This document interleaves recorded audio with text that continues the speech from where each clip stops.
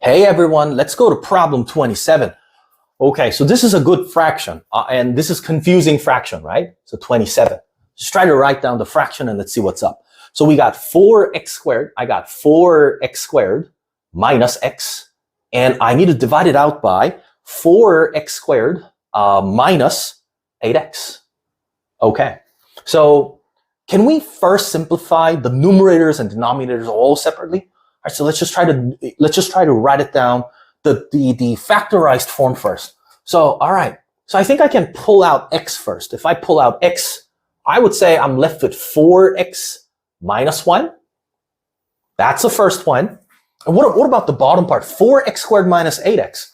Well, I think that we get 4x as a common part. So that becomes 4x as a common part, and I get x minus 2. All right, so here's what you should be extra careful when you're studying for the GPA-related materials. Well, I'm going to cross out some common parts, right? I'm going to cross out that x and x. So I'm going to write it 4x minus 1. And I get something like 4 times x minus 2. But what have I done here? What have I assumed? I assumed that x should be non-zero. If x was 0, then I can't do this. So in this process, I'm assuming that the cancel term is supposed to be non-zero. Okay, so I'm assuming that x is non-zero. And that being said, we got 4x minus 1 divided out by 4x minus 8.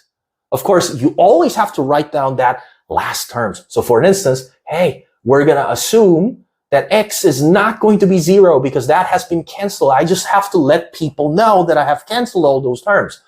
All right, so what do you know about A? A is supposed to be 4 because that was supposed to be the position of A. And what do you know about B? B is supposed to be this one. All right, so B is supposed to be 8. So right now we got A and B. Determine the product of A and B. If you multiply these two all together, you get 32, and that shall be it.